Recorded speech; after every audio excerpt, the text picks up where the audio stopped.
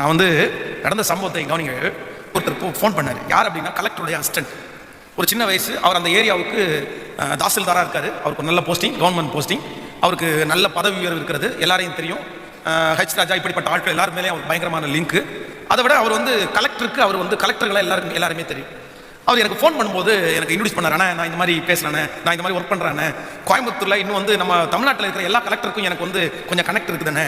ஒன்று பண்ணுங்க, உங்களுக்கு ஏதாவது கலெக்டர் விஷயமா ஏதாவது உங்களுக்கு தேவைன்னா என்கிட்ட சொல்லுங்கண்ணே, நான் உங்களை கைட் பண்ணுறேன், நான் கூட வர்றேன் அப்படின்னா. உண்மையிலே நல்ல மனசு. நான் எனக்கு உடனே யோசனை போச்சு, நமக்கு என்ன பிரச்சனை இருக்குது இப்போதைக்கு? கலெக்டரை பார்க்க வேண்டிய பிரச்சனை. அப்போ ஒரு பிரச்சனை இருக்குது, கொஞ்ச நாளாக பெண்டிங். என்னன்னா, இந்த புதூர் சர்ச்சில் ஈபி வாங்க முடியாமல் ரொம்ப கஷ்டப்பட்டு இருக்கிறோம். இத்தனை நாளாச்சு ஓப்பன் பண்ணி அது ஜென்ரேட்டர் தான் அந்த சர்ச் ஓடிட்டு இருக்குது.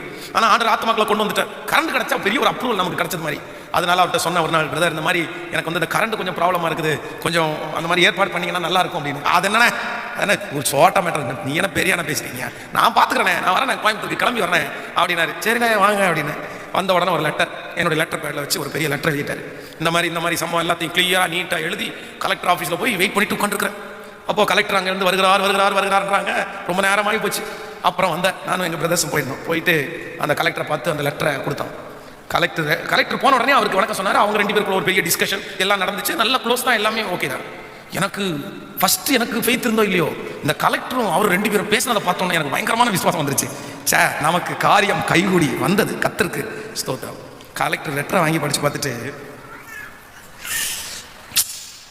இது முடியாதே, இது சரியில்லை, அதெல்லாம் அந்த அளவுக்கு இதை பண்ண முடியாது, சரி நான் பார்க்குறேன் அப்படின்ட்டு எடுத்து அந்த பேப்பரை எடுத்து அடியில் வச்சுட்டாரு. சந்தோஷமாக போயிட்டு வாங்க ஃபாஸ்டர். அன்னைக்கு கலெக்டர் ஃபோன் பண்ணதா, இன்னைக்கு வரைக்கும் அந்த காரியம் நடக்கவே இல்லை. அப்போ தான் அந்த கலெக்டர் ஆஃபீஸை விட்டு வெளியே வரும்போது நான் என்ன சொல்லிட்டு வந்து மனசில் ஜோம் பண்ணேன்னா, ஆண்டவரே 1000 பெரிய ஆட்களை தெரிஞ்சாலும், கலெக்டரையே தெரிஞ்சாலும் அந்த சைன் போடணும்னா அந்த கலெக்டர் சைன் போடணும். அந்த கலெக்டர் சைன் போடாம உலகத்தில் இருக்கிற எல்லா கலெக்டரும் சைன் போட்டாலும் செல்லுபடி ஆகுமா? கேட்கல. ஸோ ஒரு தேவனுடைய பிள்ளை நீங்கள் யாரை நம்பக்கூடாது அப்படின்னா, குன்றுகளையும் திரளான மலைகளையும், குன்றுகளையும் திரளான மலைகளை. பெரியாள் பாஸ்டர் நான் சொல்றேன், நிறைய மனிதர்கள், இந்த பெரிய ஆட்கள் பின்பாகவே போய் லட்சங்களை இழந்த மனிதர்களை நான் பார்த்திருக்கிறேன். பல லட்சங்களை இழந்து கொண்டு நிற்கிற மனிதர்களை பார்த்திருக்கிறேன்.